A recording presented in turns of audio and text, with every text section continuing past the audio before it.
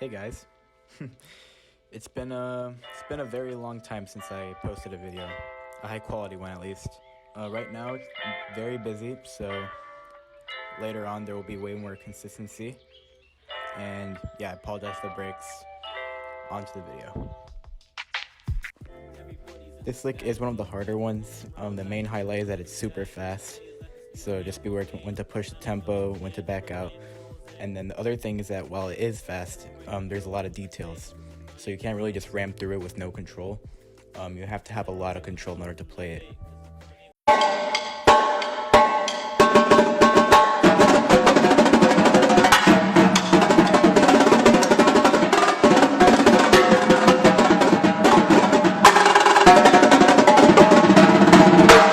That was it. Thank you.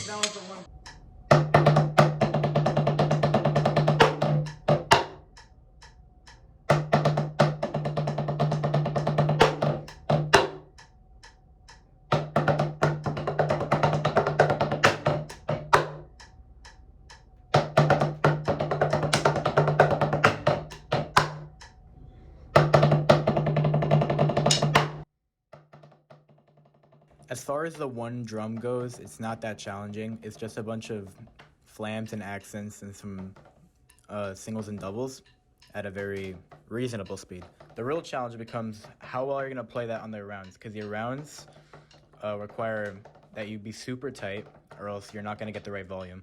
For example, that left-hand accent on drum 3, most people are not going to play that as high as the first accent they play, and then right after they play that part, everything is super tight. It needs to be super tight because everything is low.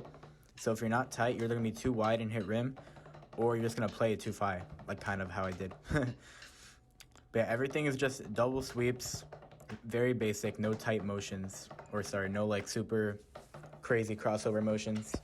Everything just needs to be super tight and precise, or else it's not going to be good. That's why this piece is so hard, because not the piece itself, but if you don't play it almost perfectly, it's going to sound like really bad.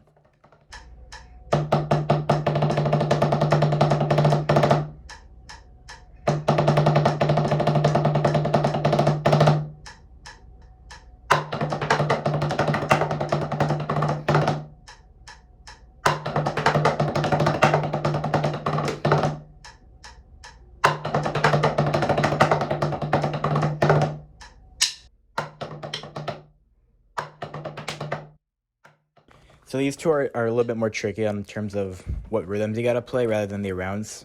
So on the singles and the 5-lit, on the singles, be super tight because of that spock around. You can't afford to be wide on that spock around, so just be careful. It's a triangle. And then on the 5-lit, just make sure you hit that pressure change. It's gonna be a pressure change and a rhythm change. So yeah, it's gonna be a little bit tricky, but it's not off the left or anything. The tricky part is those threes. The threes, you really have to hold on.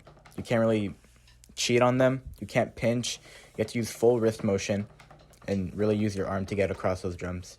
On the middle three, I would say it's okay to break your wrist a little bit, like just a tiny bit. You even see RCC players do that when they have that around. Basically, just play along the scrape zones. Don't fully break your wrist.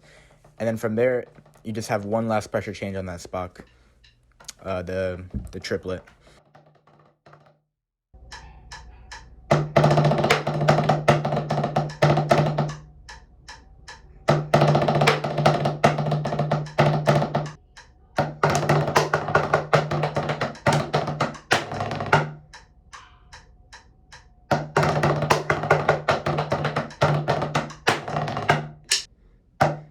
So these are probably the hardest two bars of the lick, so good luck. First, you got the 4-lit.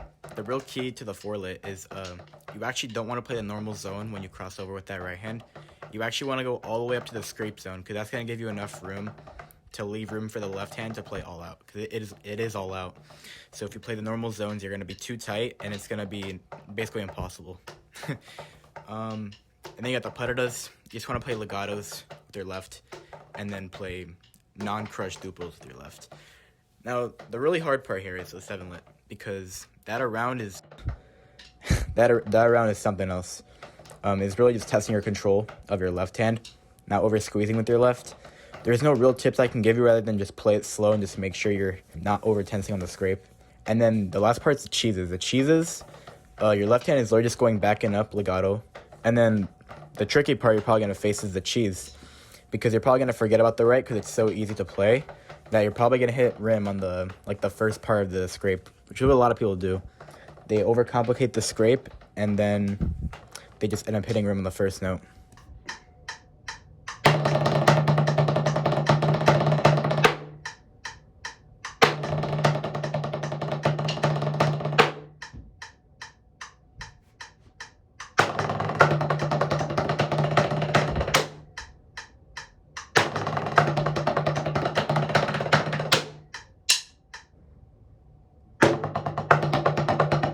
So this part is the choppiest part, but not really the trickiest part. The main point I want to make here is that this is going to tell you whether you have good fundamentals or not. Because, for example, that one random three notes in a row they have by your left hand in the middle is basically impossible to cheat on. So if you're not playing threes right at all, then you're probably not going to be able to get through it. Another key is to check everything. You can check literally everything in these two bars. So it's not really hard to tell if you're playing it correct or not. It's going to be very simple. It's just 16th notes, then some triplets. But the only tricky part is the three and the random scrape in the middle. But if you have good control, good chops, and solid mechanics, then this part is not going to be that hard for you. Maybe the speed will catch up to you, but because this speed is obnoxiously fast. But yeah, this is very straightforward.